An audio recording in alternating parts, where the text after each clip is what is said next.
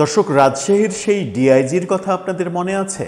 যে ডিআইজি নির্দেশ দিয়েছিলেন যে আওয়ামী লীগের নেতা কর্মীরা যদি জামিন পায়, জামিন পাওয়ার সঙ্গে সঙ্গে তাকে ধরে নিয়ে অন্য মামলায় ঢুকিয়ে দিতে হবে কারাগারে। এরকম একটা মেটিকুলাস সিদ্ধান্তের কথা জানিয়েছিলেন এই ভদ্রলোক। এই ভদ্রলোক এরকম একটা সিদ্ধান্ত তখন জানিয়েছিলেন যখন সবেমাত্র প্রফেসর ইউনূস সরকারের শাসন আমল শেষ হলো। সেটা নিয়ে ব্যাপক সমালোচনা হয়েছে। বিএনপি সরকারের আমলে এই ধরনের বক্তব্য দেওয়ার সুযোগ তিনি কিভাবে পেলেন, কেন তিনি দিলেন, এটা কি তার ব্যক্তিগত বক্তব্য নাকি পুলিশের একেবারে সর্বোচ্চ লেভেলের বক্তব্য, সেটা নিয়ে যথেষ্ট বিতর্ক হয়েছে। কিন্তু সেই ব্যাপারে সরকারের কোনো বক্তব্য আমরা শুনতে পাইনি। সরকারের বক্তব্য শুনতে না পাওয়ার কারণে ব্যাপারটা একটু তামাদে হয়ে যাচ্ছিল। অতঃপর এবার জানা গেল যে ওই ডিআইজির যে বক্তব্য, সেই বক্তব্যের প্রেক্ষিতে ডিআইজিকে আইনি নোটিশ দেয়া হয়েছে। এটা একটা চাঞ্চল্যকর ব্যাপার যে একজন ডিআইজিকে আইনি নোটিশ দেয়া হলো তার একটা সিদ্ধান্তের পরিপ্রেক্ষিতে, যে সিদ্ধান্তটা মানবাধিকারের চরম লঙ্ঘন হিসেবে দেখা হচ্ছে। চলুন একটু জেনে দেখি রাজশাহীর ডিআইজিকে আইনি নোটিশ কারা দিলেন, সেখানে কি বলা হলো, এর পরিপ্রেক্ষিতে পুলিশ সদর দপ্তর কি সিদ্ধান্ত নেবে। থাকবেন পলিটিক্স টিভির নিয়মিত দর্শক। বলছিলাম রাজশাহীর ডিআইজিকে আইনি নোটিশ দেয়া হয়েছে। এই ঘটনা বলে দেয় যে রাজশাহীর ডিআইজির সেই নির্দেশ এবং তার আন্ডারে থাকা জেলাগুলোর এসপিকে পাঠানো যে নির্দেশ, আওয়ামী লীগের নেতাকর্মীরা জামিন পেলেই তাকে অন্য মামলায় শোন অ্যারেস্ট দেখাতে হবে, যেন তারা জামিন পেয়ে দল সংগঠিত করার কাজ করতে না পারে। যাদের দল যারা নেতৃত্বের পর্যায়ে নেই, যাদের দল সংগঠিত করার মতো অ্যাবিলিটি নেই, তাদের ক্ষেত্রে একটু সহনশীল আচরণ করা যেতে পারে, এরকম বক্তব্য আমরা শুনেছিলাম। প্রথম আলোর এই শিরোনামটা দেখে নিন। প্রথম আলো বলছে, গ্রেপ্তার দেখানোর নির্দেশনা প্রত্যাহার চেয়ে রাজশাহীর ডিআইজিকে আইনি নোটিশ। অর্থাৎ তিনি যে নির্দেশ দিয়েছিলেন এসপিদের, সেই নির্দেশ প্রত্যাহার করতে হবে, এরকম একটা আইনি নোটিশ দেওয়া হয়েছে।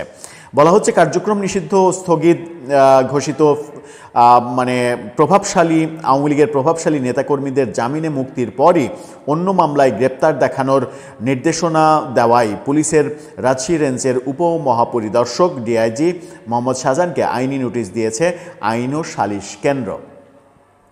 আইন ও সালিশ কেন্দ্র থেকে আইনি নোটিশ, এটা কিন্তু একটা বড় ব্যাপার, কারণ আইন ও সালিশ কেন্দ্র বাংলাদেশের অন্যতম প্রধান একটি বেসরকারি প্রতিষ্ঠান যারা মানবাধিকার নিয়ে কাজ করেন। নোটিশে ওই নির্দেশনার প্রত্যাহারের দাবি জানানো হয়েছে।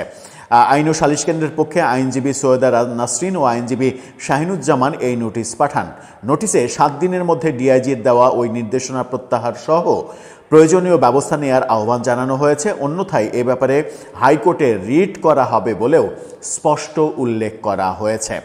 নোটিশে বলা হয়েছে, গত 24 ফেব্রুয়ারি জারি করা এক বিশেষ নির্দেশনায় ডিআইজি মোহাম্মদ শাহজাহান উল্লেখ করেন, কার্যক্রম নিষিদ্ধ ও স্থগিত ঘোষিত ফ্যাসিস্ট সংগঠনের যেসব নেতাকর্মী জামিনে মুক্তির পর সংগঠনকে শক্তিশালী করা, পুনর্গঠন করা ও মাঠ পর্যায়ে সক্রিয় তৎপরতা চালাতে সক্ষম, তাদের জামিনের পরপরই অন্য মামলায় গ্রেপ্তার দেখাতে কিংবা শোন অ্যারেস্ট করতে হবে।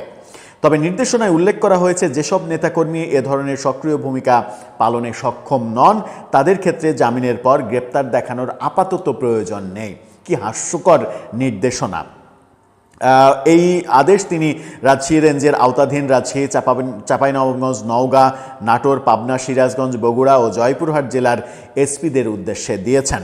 আইন ও সালিশ কেন্দ্রের জ্যেষ্ঠ সমন্বয়ক আবু আহমেদ ফয়জুল কবির জানান, রেজিস্ট্রি করা ডাকযোগে ডিআইজির কাছে এই লিগ্যাল নোটিশ পাঠানো হয়েছে। এ বিষয়ে কোনো মন্তব্য করতে চাননি ডিআইজি মোহাম্মদ শাহজাহান। তিনি বলেন, এ বিষয়ে আমি কোনো বক্তব্য রাখতে চাই না। আমার যা কিছু করণীয় সেটা আইনগতভাবেই করব। নোটিশ হাতে পেয়েছেন কিনা জানতে চাইলে তিনি কোনো মন্তব্য করেননি, অর্থাৎ তিনি কোনো কথা বলতে চাননি। তাহলে কি তিনি মনে করছেন তার জারি করা এই নির্দেশনাটা ঠিক ছিল? মানবাধিকার লঙ্ঘনের কোনো ঘটনা ঘটেনি।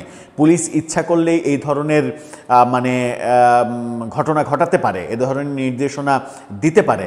মানে একজন মানুষের জামিন পাওয়ার অধিকার নেই, তাকে অন্য মামলায়, অন্য আরেকটি মামলায়, অদ্ভুতরে মামলা, ভুয়া মামলা কিংবা অজ্ঞাতনামা আসামির জায়গায় তাকে শোন অ্যারেস্ট দেখায় কারাগারে রাখতে হবে। মানে কারাগারে এত মানুষ আপনাদের প্রয়োজন যে আপনাদের প্রয়োজনীয়তাই ফুরাচ্ছেন, আপনাদের প্রচুর মানুষ কারাগারে প্রয়োজন।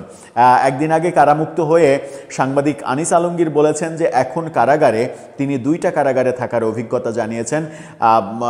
কেরানীগঞ্জ কেন্দ্রীয় কারাগারে যেমন থেকেছেন, একদিন থাকার পরে তাকে কাশিমপুর কেন্দ্রীয় কারাগারে 2-এ রাখা হয়েছে এবং সেই 2 কারাগারের চিত্র বর্ণনা করে বলেছেন যে কারাগারের 99% আসামি হচ্ছে একটা বিশেষ দলের, অন্য কোনো দলের আসামি এখন আর কারাগারে নেই। তার মানে দেশে যত আওয়ামী লীগ আছে তাদের সবাইকে ধরে আপনি কারাগারে রাখবেন। এই প্রক্রিয়াটা আমরা অবশ্য নতুন দেখছি না। এই প্রক্রিয়াটা আওয়ামী লীগের সময়ও দেখেছি যে বিএনপি জামাতের লোকজন, বিশেষ করে বিএনপির লোকজন অহরহ তাদেরকে কারাগারে নেওয়া হচ্ছে। এই যে কালচার, যে কালচারটাকে আরও মেটিকুলাস ডিজাইনে 100 গুণ বাড়িয়ে প্রফেসর ইউনূস বাংলাদেশে প্রতিষ্ঠিত করেছেন, এই কালচার থেকে তো আমাদের বেরিয়ে আসতে হবে ভাই। এই কালচার থেকে যদি আমরা বেরিয়ে আসতে না পারি তাহলে এই সমাজটাকে আমরা সভ্য করতে পারবো না।